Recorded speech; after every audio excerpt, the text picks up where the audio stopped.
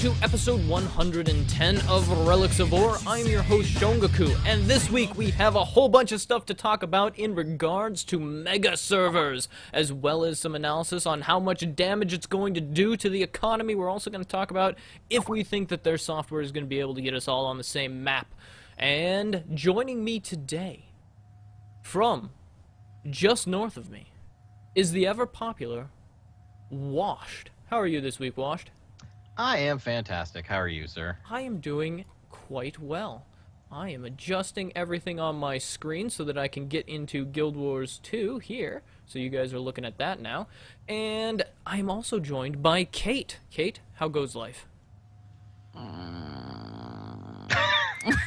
Sounds like you're near midterms, hey? Yeah, if you are in university, it's that part of the semester where there's like, you've got 3 papers due tomorrow, but then there's another 3 due the next day. Yeah. And here you are doing a podcast. Well, this is my study break. It's glorious. Nice. Oh, man, people are clicking at me. What's going on here? By the way, Eric, this is episode 111, not 110. Oh, snap. It is episode 111. Congratulations, folks. It's episode 111. Woohoo! Yay, we did 110 last week. I just forgot about it because it was so long. Anyways, we should probably, before we get into all of the other stuff, I'm going to talk a little bit about what I announced last week, which is the fact that we're going to be seeing some transitions here. Some friends of mine and myself have started up a game company.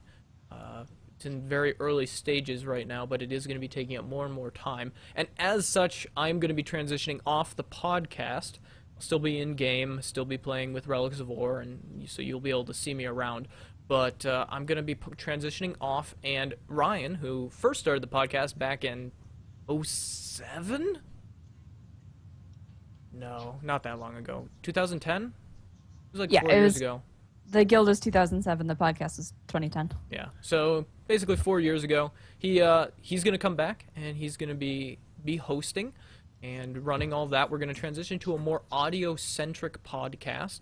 So there will be, and it will probably be on a different night. It may also be more pre-recorded than the current one, so we may not necessarily have a live show in the normal sense, although we may do a live show where we stream while we play on patch day and then talk about it and do some very, very nominal things, similar to what I'm doing right now, where you've got gameplay, and so you can come find us in game, you can chat at us in game. We may even let some of you guys get on Mumble with us if we get really crazy. Yeah, it's definitely gonna be much more informal. Yeah, it'll be the actual podcast itself. Yeah, the Tuesday nights will probably be much more formal. You're right. So there we go. That is the transition that is happening. You will still see our hosts, and you may even see some new ones. We'll see.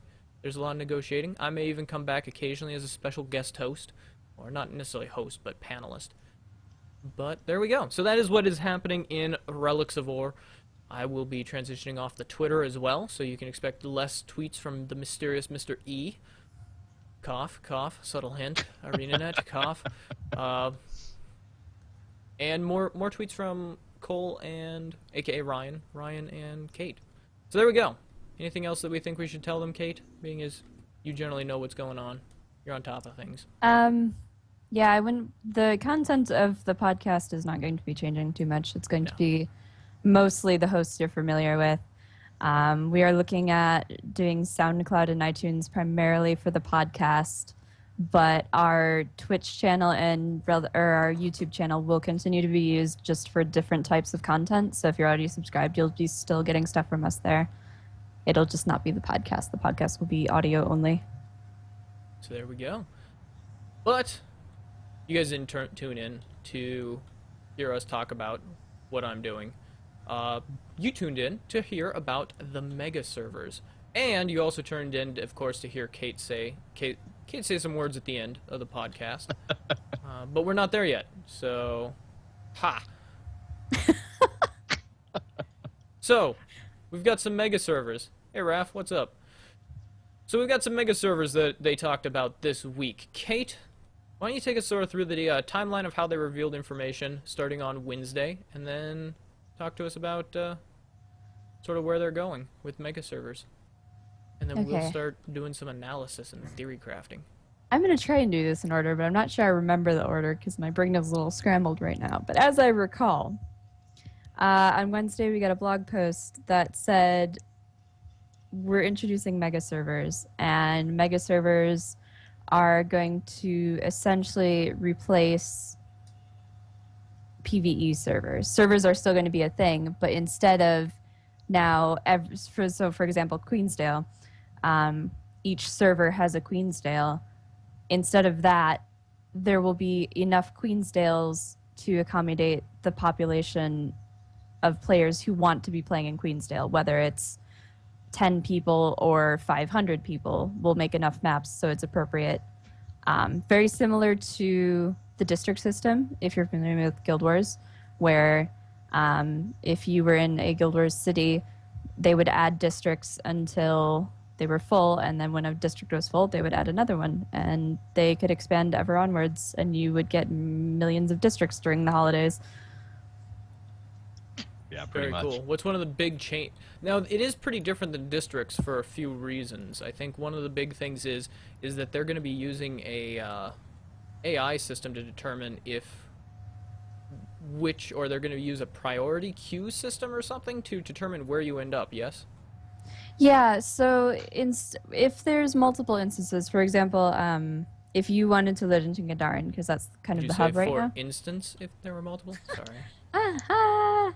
I Yeah, see I what you've know. done there. Yeah, that was pretty funny. You're welcome. If you want to load into Gandharan and you have people on your friends list and people on your guild also in Gandharan, it will prioritize you to be put into the instance with those people as opposed to some random people from another server you're not associated with, you've never spoken to. You'll be prioritized to be put in the same map as those people. Right now, it doesn't sound like you'll be able to pick which one you go into, which I think is a major weakness of it, because if you want to meet strangers, so for example, we do, or just recently, Saturday actually, we did the World versus Orr, and that was a major community event where we said everyone from all the servers come to our server, we'll meet here at this time in this place, and we'll all go do stuff together. That's going to be really complicated with not being able to choose to get into that specific map. I think there are ways we can work around it, but I'm a little bit worried about the impact it's going to have on the community, not because I think overall it will be good for the community, and especially in terms of you will see players more often and you'll be able to find the people you want to play with, or you'll be able to find people to play with. But if you want to be able to find specific people at a specific time, I'm not sure how well it's going to work, and I'm a little bit nervous about that. Yeah, I think districts would have made more sense just for community involvement. I'm really hoping that they have some way of allowing us to join super easy other people's servers. So Yeah, I think one of the strengths about the way they're handling mega servers, and this was in the original blog post on Wednesday as well, they're going to be rolling it out slowly over time. Instead of just, everyone logs in on the 15th, hey, we're on mega servers now. They're only going to be in cities, PvP, and the 1 to 15 maps. So, in a way, they can... I'm not sure if it will allow us to give feedback, but I think that if they see that people would like to be able to choose to self-sort and choose what map they want to be in, maybe we'll see something like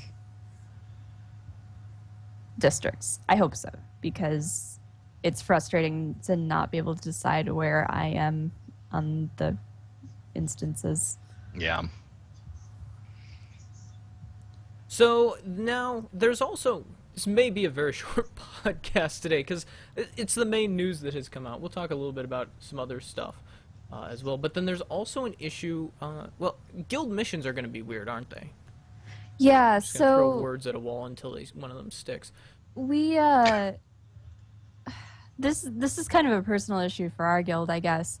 And I don't know if it's generalizable, but I can see it becoming an issue. And if you guys have input on this, I'd love to hear what you guys think about it. So every Saturday, we do guild missions half an hour after reset, and since it's prime time North America, we get quite a few people, and because it is prime time, a lot of other guilds do their missions at the same time.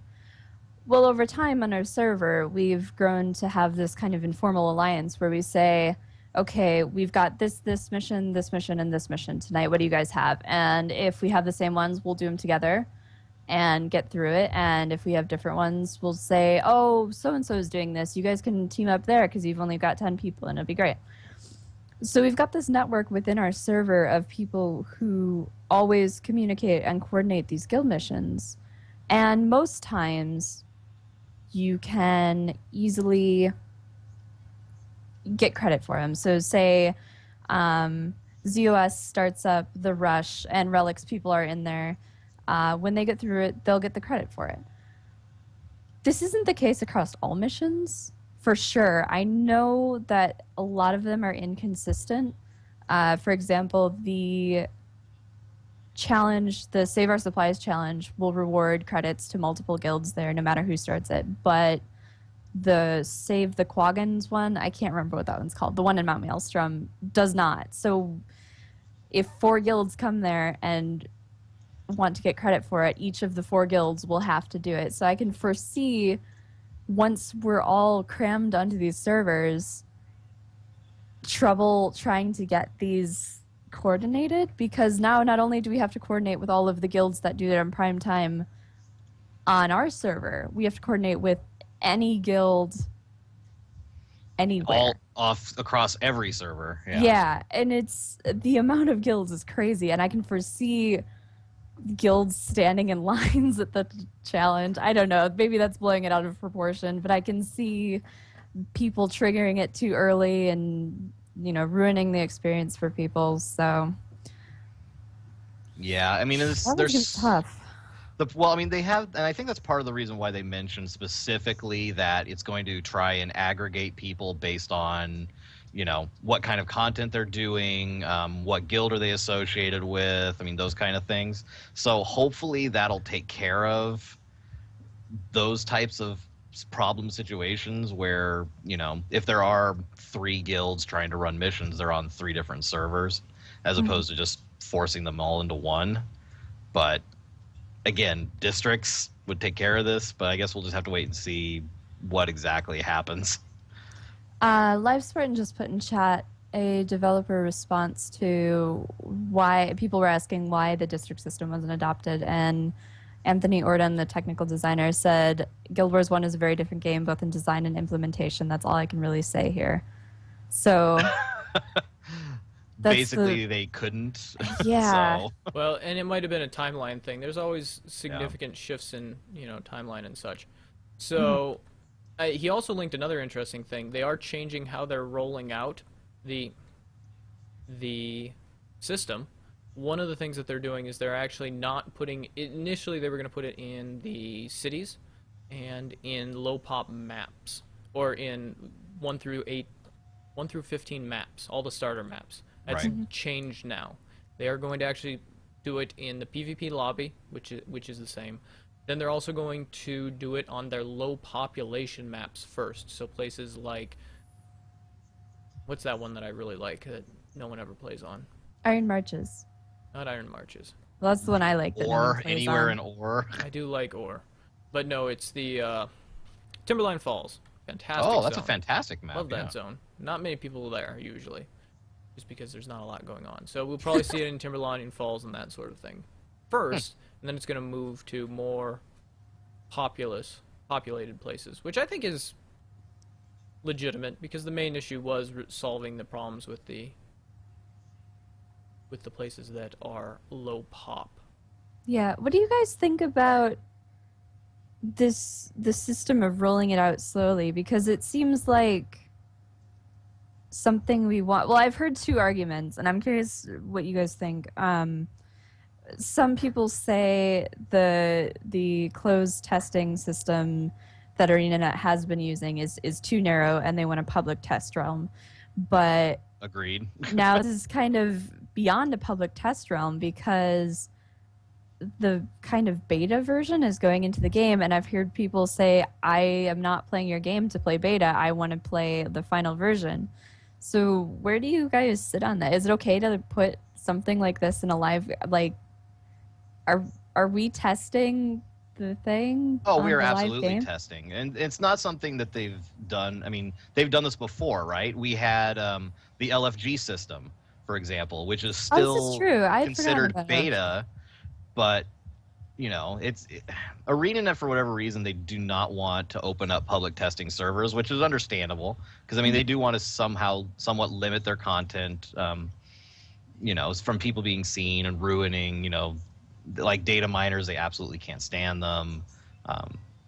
So I mean, it kind of makes sense, but at the same time, I agree that we are beta testing still a year into the game certain features. Mhm. And the LFG is just one example of that. What about you, Eric? What do you think about it? I'm actually perfectly fine with it. I think that there are certain things that you can do.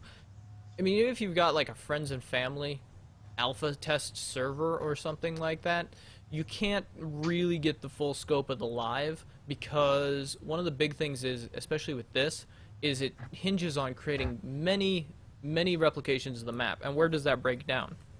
Right now, they've got servers that are dedicated. It's going to change to be more like Guild Wars 1, where the servers are more freeform, which I think is going to be something that they do have to test in live. You can only pretty much do that in live. I suppose they could do Edge of the Mists style stress tests, but I think that it's best to put it on low pop maps, throw it in the PvP lobby, which should be interesting, because they're pretty confident it's stable, but they want to verify that it is in fact stable. The PvP lobby is relatively controlled because it's a small map with very few people in it. So I think it's a good choice. I think it's a good way to go about it. It may not necessarily be the most popular way because people are like, "Oh my goodness, you're beta testing on me. I'm paying my money. I want, that sort of thing." But I think But you're not. You've already paid your money. Well, yeah. I mean, yeah. So I'm fine with it actually. I think it's completely legit. Which I can understand why people might be unhappy about, but I think it's the best way to do it, all things considered. In the long run, it's going to work out better. Yeah, agreed. There are definitely some interesting issues, though, with the economy on it. Do you guys have anything else you want to talk about before we move on to discussing the crazy, crazy effects on the economy we're going to see? Oh boy. No, I'm good. Yeah, I think I'm good too. All right, so Grybach wrote a gigantic post. It's not actually in Gryback terms. That's it's true. really small. Actually, Grybach was very brief and succinct. It I was only, might what, just a read page? it because it's. I think it's you really well should. done. It is. I mean, yeah, we should probably just turn it into a post on our website. All right, so from Grybach about the economy. Boss times are consistent like the Marionette, but this means that we won't be able to quickly hop meta events in a timely manner, thus lowering the rare exotic ecto supply. If you do not have 6 hours to hit the meta, you will likely get far fewer done. Ore tree and plant nodes will be extremely random because there are no quote-unquote main servers that you can guarantee you'll land in, which will vastly, in his opinion, decrease the amount of Ori, Omnom berries, and ancient wood. Grybach, for one, used to do some ore and wood runs on his alts because he knew the path for 2 weeks at a time, but he will not search all over for Frost Gorge and ore multiple times because he gets randomized server seeds, and I echo that as someone And of the... we have verified that it's randomized still. They haven't said one way or the other, as far as I think know. I saw a Yeah. post that said something to that effect. Did you see that too, Kate? I've been so busy this week. I haven't really been following the news very closely. Okay, I saw a post. I was asking the question, let one of you guys be like, yeah, we know all these things. I do that a lot. So they did say in a post that it is definitely still randomized. So, Oof, yeah, it could be. that can be really bad. I mean, especially for like orichalcum, the ancient wood, omnom berries, all those high-end materials. I mean, it's already takes ungodly amount of time to get ascended materials anyway, so we're just gonna make it even more difficult. Yeah. You want to finish reading Grybach's post, or was that? No, there's another part to it. This will, in his opinion, be a huge nerf to some of the economy, and I'm pretty sure he does, or he's pretty sure he doesn't like that impact. I'm also pretty sure I don't like the impact. Same. Some argue that it'll bring challenging content into parity with non-challenging content for rewards. To some extent, this is true. The problem, as I see it, is the activities hardest hit by losing easy access to dragon timers / ore nodes are the ones that produce materials, not gold. Introducing more materials lowers the price or keeps inflation at bay. Lowering the amount of Acto and T6 gatherables will only create an increase in costs. We're not going to have less gold in the economy, just fewer items. And if you're poor, you'll be even more poor, relatively speaking, for those mats. / end of armchair rant by Greibach. Yeah. It's an interesting change. The type of content that's going to be changing isn't stuff I do regularly. When I gather, it's usually because I've decided I'm tired of not having any Orient Ancient, and I get on all of my alts and I run Orr for a day because I hate gathering and I don't do it unless I really, really need to for my Ascended gear. And I am working fairly diligently on Ascended gear because what I really do like to do is fractals. What I really don't like to do is run around or gathering stuff so I could play fractals, but that's another story. The impact, to me, the big impact, being someone who wants to do high-end fractals, well, who has been doing high-end fractals and wants to do more as they continue to increase in difficulty or agony anyway. This is going to be huge for me because I am not... The trade-off for building Ascended gear will be even less worth it than it is now. Yeah. And already it's something I don't want to mess with. It's too much gold for me to want to sink in it. And despite the changes that are going to happen to make Ascended gear account bound, I don't want to make any more Ascended gear. I play lots of different characters with lots of different build styles, and despite the ability to transfer my gear between them, it's not going to benefit any of them. So, right, and that's the same for me. Like, especially because we have different armor classes and things like that. Like, okay, I'm making a set of light armor, but what if I want to play my warrior? You know, like I'm doing right now. Like, it's just. It's a step in the right direction, but you have to have your alt set up in a very particular manner if you want to take full advantage of it. Yeah. So they're really, and this is what I wrote in our patch notes, is that there has to be some better way of acquiring Ascended gear other than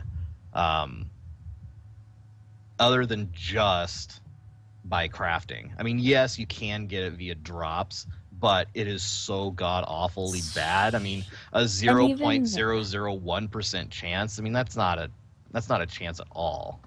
So just to put this in perspective, we've been running, ever since the increase in Fractal's drop rates, I would say there's been at least one party in Relics of Orr that runs level 49 Fractals every night. There's a few more of us than the 5 that run every night, so not everyone runs every night.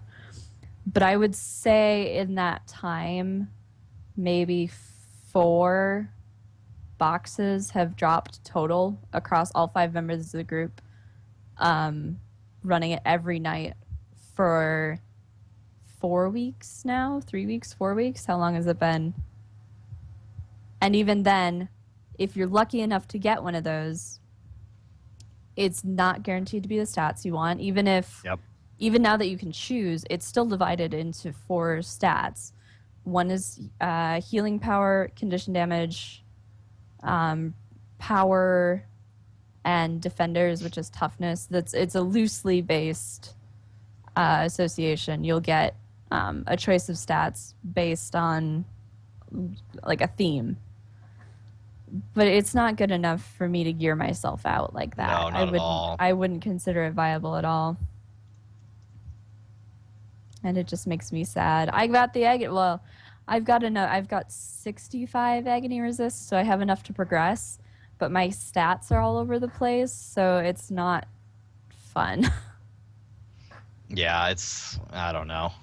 There's like I said, there just has to be a better way of attaining that gear. I don't know why they got away from the token system. Yeah. I mean, you can even make it a super high amount of token. I mean, make one piece cost as much as a full set from any other dungeon. I mean, that would be fine. But just, I mean, then you would still have the time gated aspect of it. But I mean, right now, spending like 400 gold for a 5% increase, not really worth it in my opinion. Yeah, it's not so much the increase for me as it's being able to make this gear is a barrier to progression fractals. And I'm annoyed that my gameplay is hindered by my ability to gather gold. Yeah. So here's a question then that I've been wondering. With the reward system that they're adding in PvP, do you think that that is going to have a positive effect on the economy to where it will actually make up for this now decreased amount that we're going to be seeing in PvE? What I'm about to say is going to sound very mean, but in order for it to do that, people would actually have to play PvP. Oh.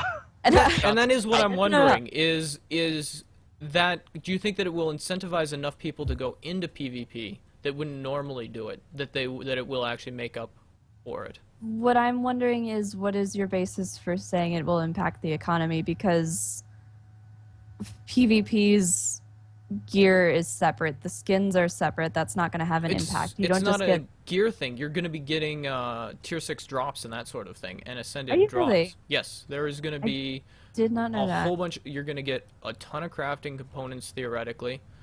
So yeah, it'll be like Theoretically. running dungeons and stuff and opening dungeon chests, except theoretically with better probabilities for tier 6 and stuff. And you get guaranteed tier 6 by following specific zone. Like if you follow the Risen track, the Orr track, then you're actually going to be getting those sorts of tier 6 loot drops, which should be quite interesting, I think. Yeah, I It's don't know. tough to say then. I guess it's just like you can get that from another game type, but I don't think it's not going to increase the number of materials because there's still stuff coming out, or stuff that's not going to be going into the economy rather, because people aren't going to gather it. And I don't know if they're going to do PvP instead, and I don't think it'll balance out that way. It may help to alleviate the possible impact, but I don't think it'll fix it. Yeah, agreed. I mean, it'll be better. I mean, you know, because one of the sets I really, really like is the Honor of the Wave set, but good luck trying to get a group to do it with any kind of consistency. So, Yeah. Ah, I mean, I it'll- have that on my Necro. Although I will right, say, and how long did it take you to get it? it actually didn't take me that long. It was pre butcher buff. Oh, okay. Oh Yeah. my goodness, that troll now. We figured out how to kill him though, so very proud of that. That troll is a beast. Yeah. He's in such a confined space. It drives me Yes, nuts. the We used to key- speed run it every night. There is a key nice really corner that you can do it. You can But, yeah. corner wreck him. You can also have two people. You have your really high DPS up on levels, next to him, like where right below. You know how you go across the bridge and there's that dragon totem thing.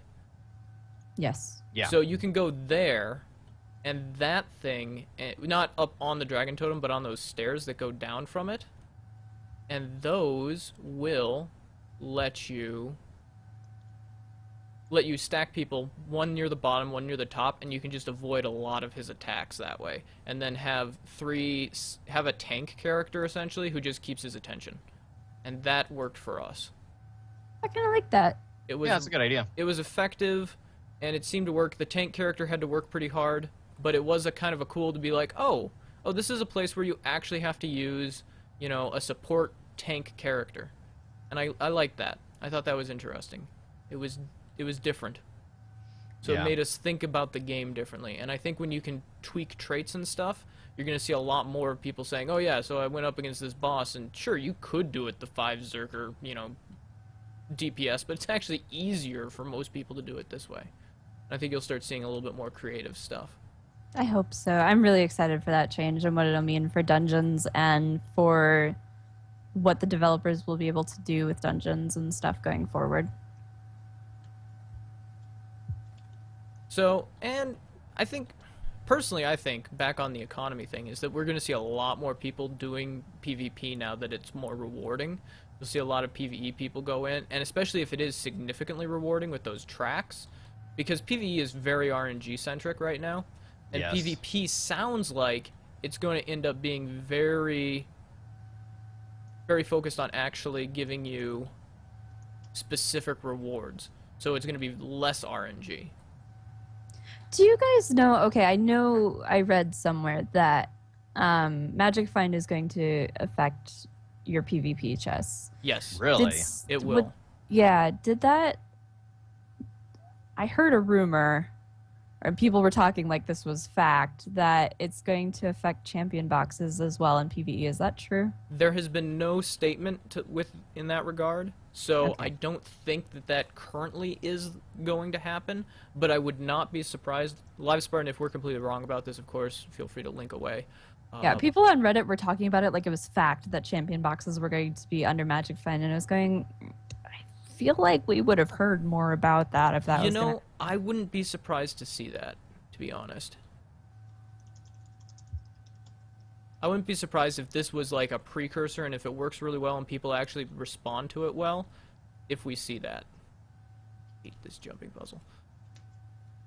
I wouldn't be disappointed to see that. It would make investing in Magic Find maybe Maybe You don't feel already? a little bit more Yeah. worthwhile.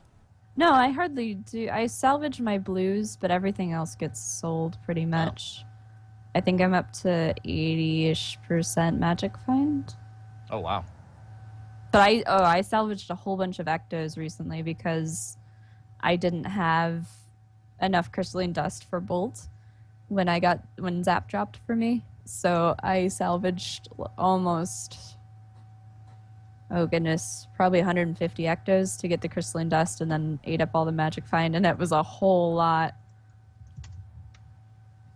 So I would say that's where the bulk of it came from. I'm very focused on this jumping puzzle. I picked a hard one, which is really terrible life choice when you're doing a podcast. It's like, yeah, let's do a hard jumping puzzle here. We are doing the Nightmare Court jumping puzzle, for those of you listening. So, yeah, I think it's gonna be interesting. I think it's gonna have more of an effect than most people think. I think that's why. I think they've got It'll be interesting to statistics. see. Yeah, it'll be interesting to see. I mean, it definitely has potential. Although to I be a do know better- John Smith does like messing with us. Well, Which is completely understandable. I mean, he is an economist. He's like, yeah, I'm gonna mess with people in a video game. That's what I do. That's what economists do? It seems legit. It seems like something that an economist would do. I'm going into the wrong profession, clearly. Clearly. All right. Well, there we go. So,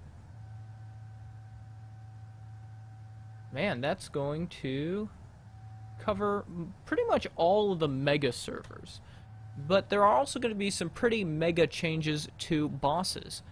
And they're going to be rolling out a new system for bosses and doing world bosses. Washed, what exactly are we going to be seeing there? well, yeah, this is going to be interesting. So, we're talking specifically about the world boss changes, right? Yes, just Sorry. not the guild thing yet. Okay, so for world bosses, they're going to be set up on a very specific timer now. So based on, kind of going right along with what the mega servers had as far as, before, each server had its own timer so that you would kind of just say, okay, well, I want to run this content, so I go look at an outside resource to find out what events are running, go do those, guest over to another server if I need to, et cetera, et cetera, et cetera. But now what they're going to be doing is every single large event in the game is going to be run at a specific time. So, for example, you'll be able to do the Mega Destroyer at 5 o'clock, but then at 6 o'clock, or it's every 15 minutes, isn't it? Something like that. Yeah. Yeah. So every 15 minutes, then another world event will kick off. So then you got the Mark 6 Golem after that, 15 minutes, and so it's going to be spreading things out a lot more. But and their idea was to have these things set up specifically for the mega servers, so that people knew, okay, if I'm on at this time, I can run this content, and get that done. What do you guys think this is going to do to servers and people with limited playtime? That's a tough one. I think guilds like TTS will become more prominent. The guilds that are dedicated to doing kills, and they'll set up, because in addition to this, I do have to say thank you, Arena. I got my wish, and I got a blog post about guilds and the direction that guilds are going. One of the things that guilds are getting is the ability to kick off these missions as a type of guild mission. Yeah. So I think in regards to that, we'll find a very big community-driven effort to do it, rather than a, hey, the timer is up and there's people just happen to be around effort to do it, which I like. But I feel that people who might want to get in on these events and would just the joy of just happening by and hearing there's something in the water, and then Sequaddle pops out and is there, will be gone for people, I think. I don't know.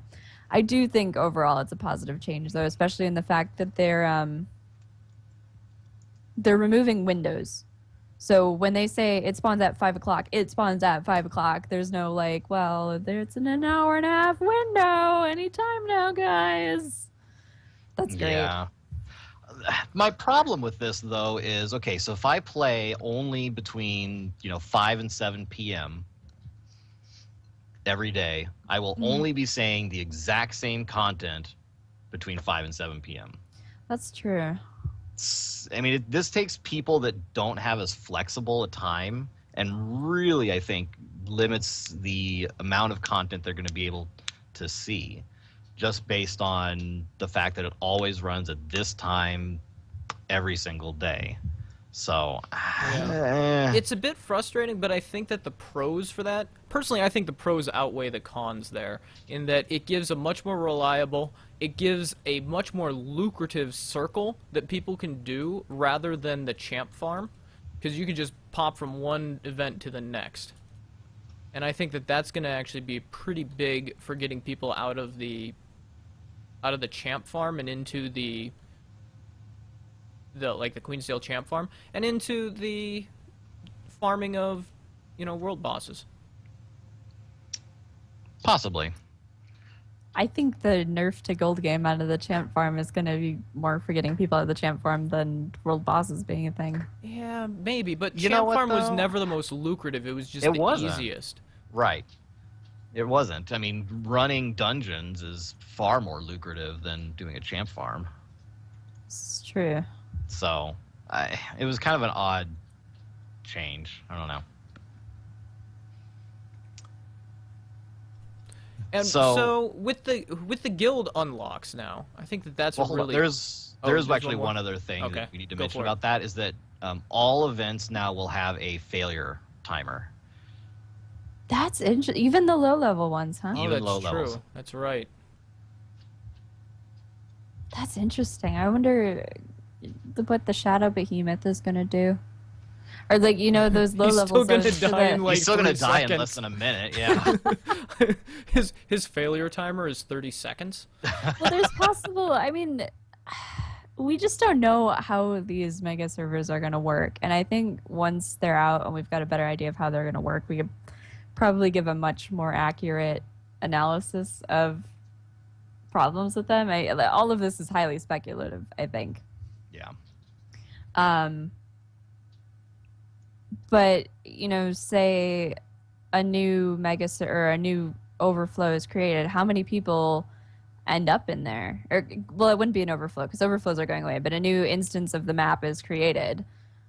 and there's 10 people there because everybody else is on the main instance. I don't know. What do you call them anymore? They're changing things on me. I don't know the terminology, but how do those 10 people...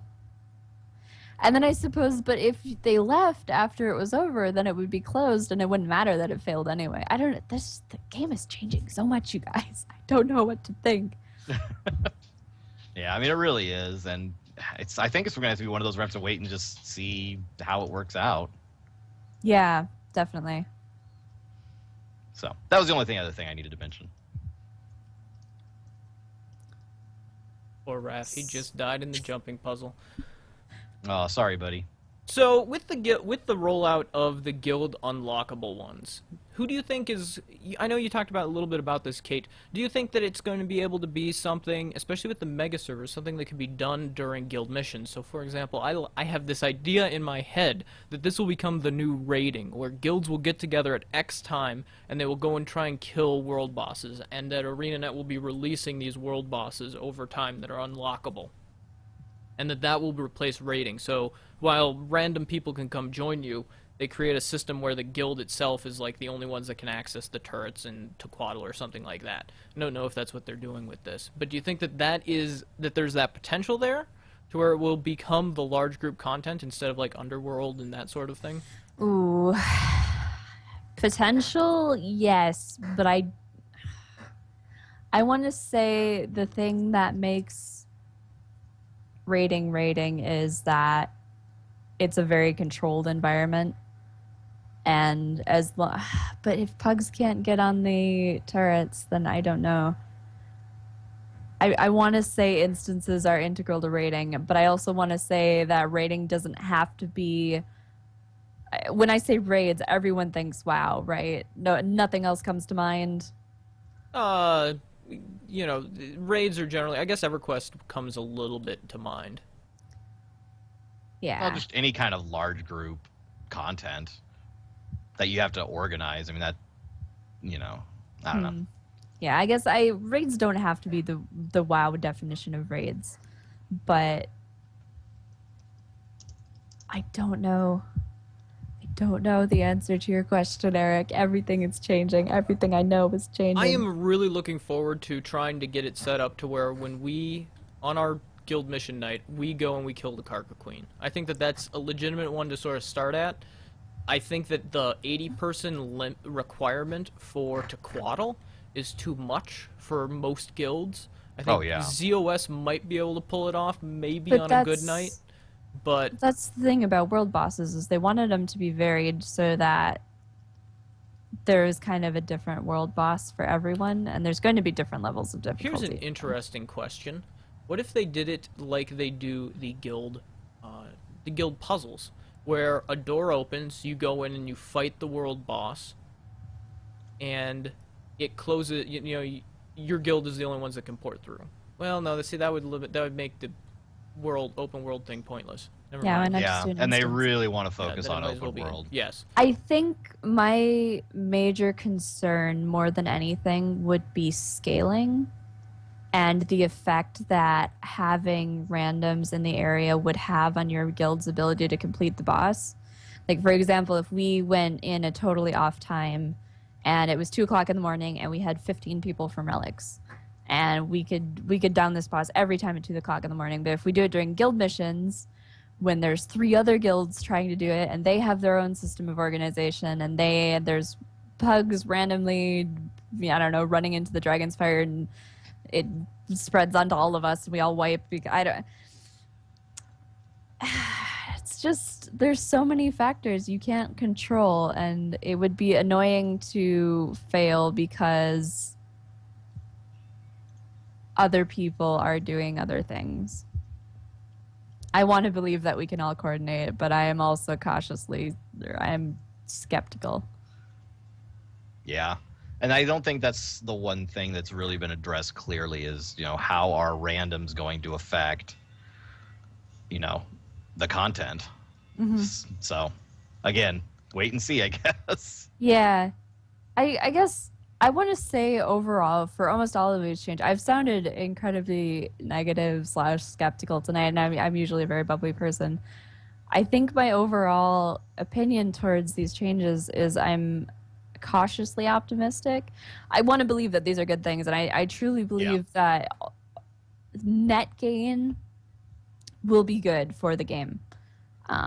The health of the game, for morale, for longevity. I think these are all great changes. Agreed. But so much is being changed that I don't know how it's going to impact the game, and that's a little bit scary. Well, which is, I think, a big reason why they came out with these releases early. Yeah. Because if you notice, they were originally supposed to be 3 days worth of releases, and after that first announcement blog post, I mean, they switched the X2 to be on the same day. Yeah. Just because there is such a, cry in the community of, well, what does this mean? What does it look like? How does this work? So. Mm-hmm. I wanted to talk about, because we talked about, so PvE servers are going away, but not necessarily going away. The only part of the game that servers are going to impact is World versus World. If you're on Northern Shiver Peaks, you'll be fighting for the Northern Shiver Peaks World versus World team, for example. Outside of World versus World, you'll be mixed in with everyone. And in addition to this, I know I've talked about this in the past, where maybe I'd like to go to, say, Tarnished Coast, because they have a great World v World effort. There's tons of people there. They've got coverage all the time, and, they have these awesomely epic World versus World fights. I will never leave NSP because Relics is here, the people I like to play with are here, all our guild upgrades are here, and the gem cost is just too much for me. So I'm tied to the server. But what they're doing, not on the 15th, just to be clear, in the future, this is the direction they want to take with guilds, is they're going to universalize guilds in terms of influence and upgrade, so that across all servers, or all lack thereof servers, this is going to be really weird to explain to people that are coming back into the game for the feature patch. It's just going to be the same. So there's no longer the bank that Washed built on Anvil Rock and our guild bank on NSP. It's all going to be the same. So I'm no longer tied to Northern Shiver Peaks. I don't feel any reason to stay here anymore, to be honest, because got buddies on NSP. We may be all RO, but we have Relics from all over. It's all true. Kinds of people from all kinds of servers join That's a good Relics, point. and so Yep. and we're all going to be sorted into the same maps because we're in the same guild, and the AI is going to say, hey, you guys are in the same guild, why don't you be in a map together? So that's already going to happen.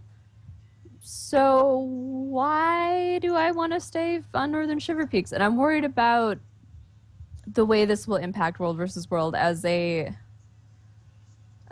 seasonal World versus World player. I'm currently back in the groove of, so help me, if you don't have a Flame Ram mastery, I will find you. I like how I'm worried about how it'll impact hardcore the you lower are tier about servers. Flame Ram mastery. That's the example I always think of, because every time I'm on a Flame Ram, someone's like, do you have mastery? And I'm like, yes, I do. And they're like, well, carry on then. That's how interactions go in World versus World for me. Yeah, I'm worried about how it'll impact, especially the lower tier World versus World servers. Is it weird that I've without got like the something- song "Carry On My Wayward Son" running through my head right now? Right? Carry on my wayward flame ram driver, will you rest when you... Oh, okay, I don't know where I'm going with that. Well, I know where I'm going. It's nowhere good. That's why you guys don't let me sing. Welcome back to watching the live show, Hunter. I'm singing. My thoughts are wayward, as Eric said. Yeah, without loyalty to the server, without something building loyalty to the server, why would you want to stay on low tier World versus? I guess the if you are a World versus Worlder, if you're familiar with what goes on there, you will know that across the different tiers, the experience of World versus World is very different. Yeah. The larger servers that have lots of people all the time tend to be very, very big fights all the time, whereas a small group might be able to do more in a low pop server because there aren't as many people, and so a smaller group has a bigger impact. So I guess the different styles of fighting could be good, but if you're just in it for the rewards, why not transfer to a bigger server? You just the loyalty thing is worrying to me. And in addition, I've seen this from World versus Worlders going, well, how are we gonna get manpower? Because I don't know if this happens on other server, but on NSP a lot people go, oh god, oh god, oh god, they're taking the garrison in Lion's Arch. Someone come in here, just anyone. We need numbers. Just stand on the wall and scare them, and we'll drive them off. You can't do that because if you go into Gendaren Fields or Lion's Arch or wherever the people are and ask for help, You're asking, yeah, your enemy, yeah, you're asking. Yeah. Yeah, I didn't even think about that. You know, your enemies could be in map chat out in PvE just listening to what you're doing. Huh. Yeah. So here's a theory. ELO and War of the Orders. What? Huh? So Go there's ahead. 3 sides to obviously this. Kate, you need to put on a tinfoil hat. Uh-oh. Even though they can't see the tinfoil hat, you need to put it on because Put I'm on about your to. protection. Here, you can hear it. I'm about. Okay, there we go. I'm gonna get mine. Ow. The cool thing about this now is we just have to crinkle tinfoil right next to the microphones, and then we're good. We don't actually have to put hats on. Oh, I put mine on and I hit myself in the eye with that. Oh. I put mine on as well.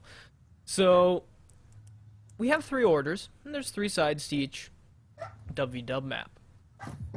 Traharan has finished his wild hunt, which means he doesn't really have much of a reason to go after Mordremoth. You know, he's done. He's done his thing. Except for, you know, So- saving the world and all. I mean, whatever. Well, yeah, but that's not. He clearly doesn't care about that because he's like, oh yeah, Clearly. someone nuking Lion's Arch. I'm busy with dragons. So what I'm thinking is that someone's gonna Mordremoth, and the Nightmare Court, who are fantastic at infiltration and that sort of thing, are gonna infiltrate the Pact, kill Traharan, Woohoo! convince all of the other members of the Pact that someone from the other member did it, and they're going to go to war. Because, they're going to be like, oh, it's going to be like poison, so everyone's going to be like, oh, it was clearly the Order Whispers. But then the Order Whispers is going to be like, well, this is a really weird poison that's got like some meta magic effects on it, so clearly it was the Priory. And then the Priory is, so they're gonna start fighting, and the Vigil's gonna come in and like try and push them apart and be like, no guys, we want to fight too. And so then they're gonna punch both of them because Whispers and Priory are a bunch of pansy people, whereas the Vigil are like, "Rah, smash!" So then it's gonna start a massive war, and that is going to be what we're gonna be doing in WW. And you're gonna queue with your whichever group you decide, so you'll be able to switch your order, even if you've already picked one, and queue for WW, and it's going to be basically like alliance battles. And you'll queue as groups. You might queue as a large commander group because commanders are theoretically getting some sort of improvement. So you might queue as a squad, or you'll queue as or you'll queue solo, and it'll throw you into a map based on your elo, and you'll have matches, and you'll get rankings and stuff. And then during seasons, they will basically take your elo, and that's what you'll be tied to. It's a nice theory. I'm so glad I have my hat on for this. You're welcome. I could see.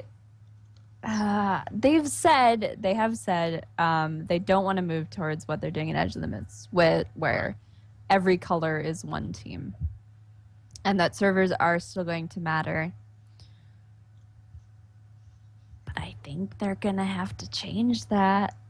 this is just my speculation is that I don't think the current system is going to hold up when mega servers are around for various reasons. I do want to add an addendum to what I said earlier, though, about them not being able to recruit players, because earlier in the week, and I had totally forgotten about this, they had done the removing restrictions blog post, which was actually about the LFG or whatever it was. It was something ridiculous. But anyway, there was a blog post about LFG where they said that they were adding channels for World versus World. Right. And I think that might be the new call-out system. So maybe that is alleviated, and that's something we don't have to worry about. Could be very interesting. I'm gonna stick to my War of the Orders theory. I think that that's completely legit and logical. It would be a good lore reason. And then Traherne is gonna come back, but he's gonna be a brainwashed cyborg working with the Aether Blades. Yeah. I'm just gonna leave this hat on For the rest of the show. forever. I'm really excited about going and watching Captain America: Winter Soldier this Thursday. Oh, it's so good. I hear it's so amazing. so good. So that's my Winter Soldier Captain America spy theory. It's brilliant. I know. Everyone give me props for my brilliant idea. Yeah. Ooh. Well. Oh, did someone say something interesting in chat? Wide Char said Living World Season 2 isn't all that far off. It's true. It's not. I guess it is true. It just feels like we're on break for a while, and I'm not really anxious for it to come back. I'll be totally honest. Like, I'm having a good time just chilling out and enjoying parts of the games I haven't been able to play for a while, because every time I'm like, I gotta do this living story because it's gonna go away and I can't do it anymore. So it's been nice to, like, run fractals every night and to, do other stuff. I guess that doesn't make sense. I'm grinding out one part of the game every night, but I like fractals, you guys. There's Fractals nothing are wrong fun. with that. Well, I think that we can move on then to the last section. They have updated, and we have another instrument in the gem store. How awesome is this? Get your own playable drum that not only has preset beats, but it has a record function, which means you can record and then loop it. It's pretty snazzy. It's brilliant. I'm a huge fan of that, which means that you don't have to macro anymore. Or, well, you don't have to macro that one. So what do you guys think of the drum? I like that it has pre-recorded stuff for me, who is musically capable, but not so much when there's a quarter-second delay, as I've found out. I bought a flute. I was like, oh, I can play instruments. I've done music for a long time. Oh, the delay Turns is out so annoying. I can't in Guild Wars 2, and so props to anyone who does play it well. They have to use macros. I can't imagine anyone doing that by hand. Yeah, I wouldn't think especially so. if you're doing, like, anything that's longer than 10 seconds. Unless you're just really amazing at not listening to things.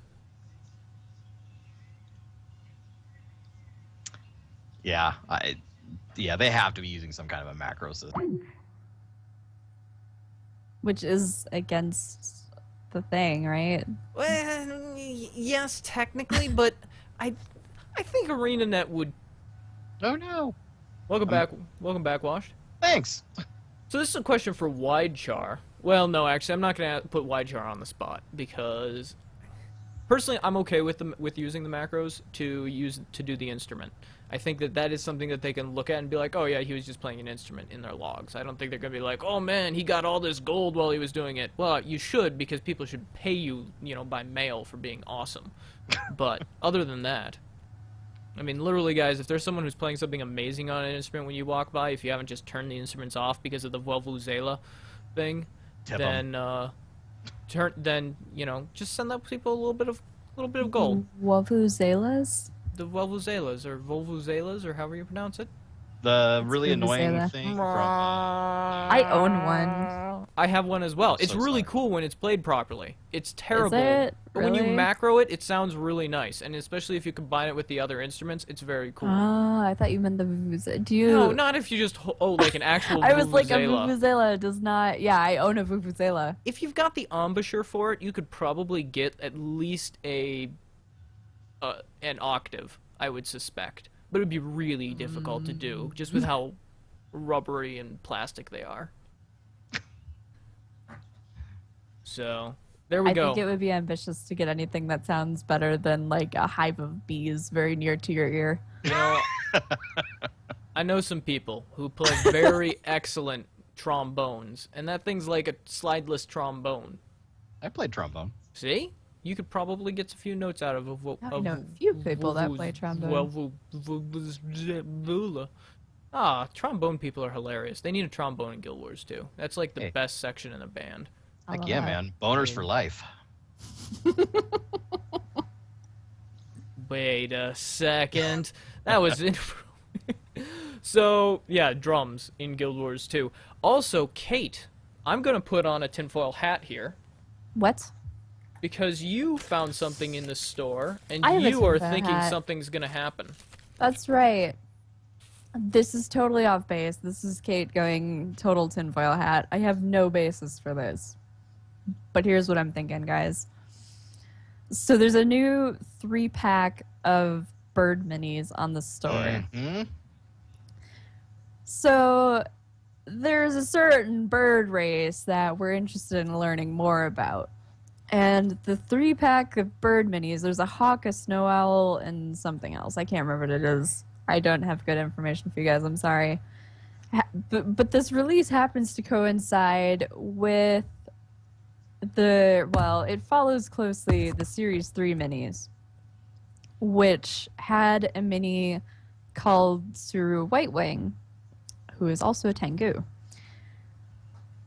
But most minis have some kind of mob or NPC that they're associated, and there's nothing anywhere about Suru Whitewing. So here's what I'm thinking. Go I'm ahead. thinking we're building up to Tengu. No. But I have been thinking that every patch since Dragon Bash, so take that No. with a huge grain of salt. That- Or many grains of salt, That's depending silly. on how many We're salts you never have. going to have playable Tengu.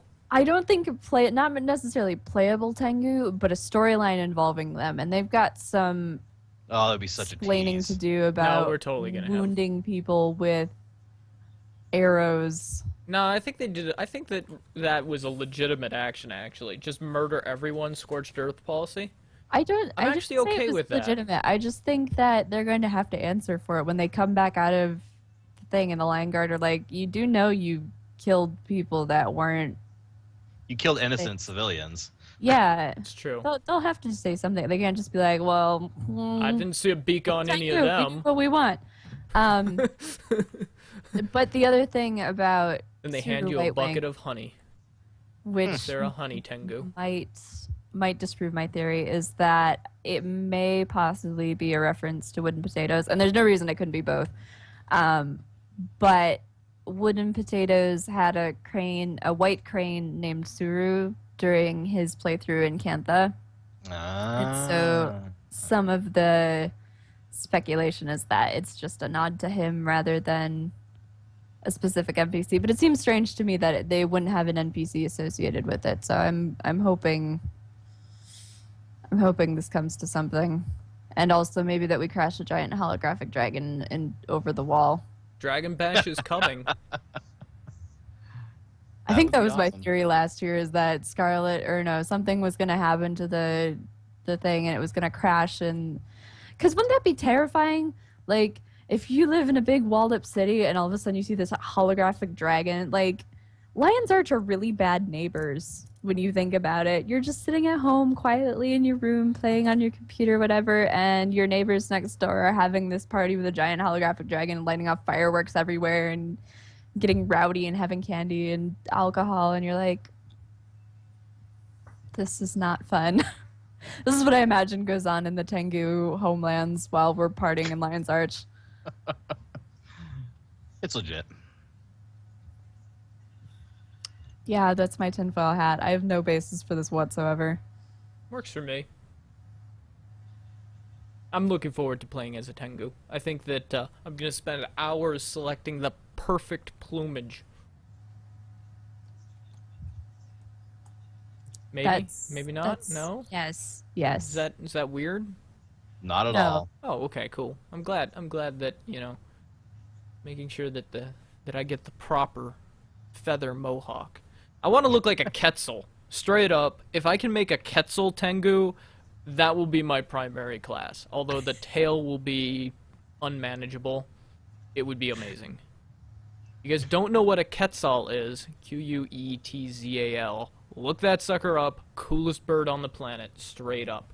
But you guys don't care about what bird I like. You guys care to hear Kate say this phrase.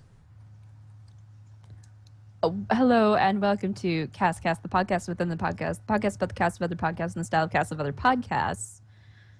This week on Cast, also known as our community segment. I don't have a whole lot to talk about this week. We had the World vs. Orr last Saturday, and this is the last in my stream of community events that I've been involved in and planning and trying to execute for the last month, which has been incredibly busy. But it was so much fun, and I might actually wrangle Eric into playing this video because somebody made a wonderful video of the fun times we had. Basically, everyone got together and we zerged through Orr and had a grand old time doing it. And we did it on the North American servers and the European servers at the same time. So thank you to everyone who came. I had a lot of fun. I haven't had a chance to talk to the Duke Witherheart who organized it on the European servers yet, but I had a great old time, and I'm hoping we can do this again, despite mega servers going to become a thing. Are you ready for this? I'm gonna play it. Are you gonna play it? It's so good. All right, 3, 2, 1, go!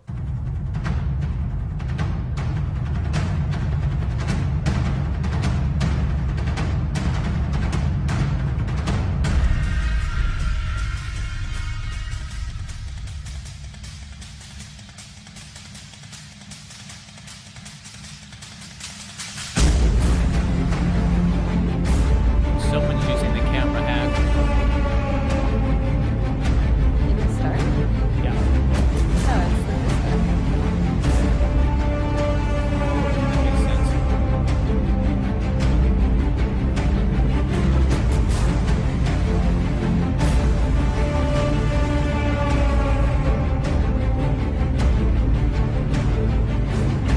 Oh, someone's got the wings of Dwayne back piece. Very nice.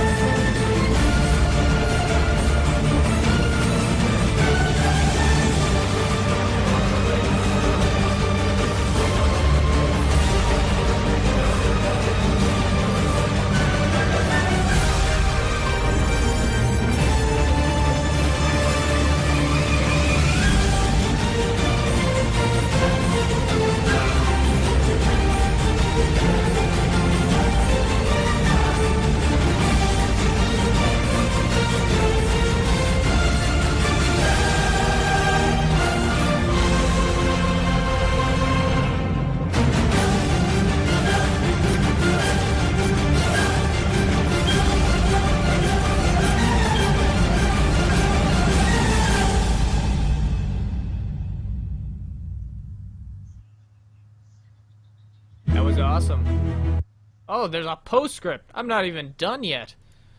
I'm all excited. I was like clicking off. I'm like, oh man, it fit into white. All right, postscript.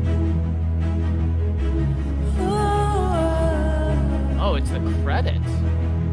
We have a credits. Fancy.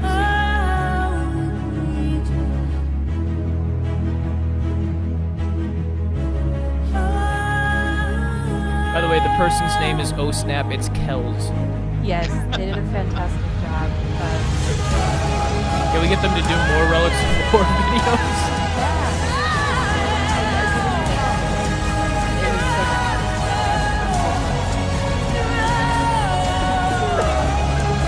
So it just says, also, thanks to Spirit. First, thanks to Relics of Orr for hosting this awesome event.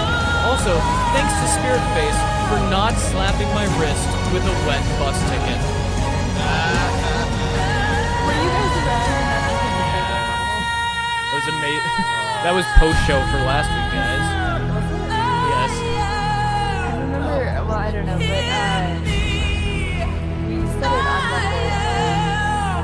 It seems to become a thing with the people who were on TeamSpeak with me that day. Also, we tried to cram all of the European and North American players in one TeamSpeak channel, but it turns out that TeamSpeak auto-mutes if you put more than 100 people in one channel, which was kind of funny. So we had to separate, but we've got that resolved for next time, so I'm hoping we can cram everyone together next time just for this silliness.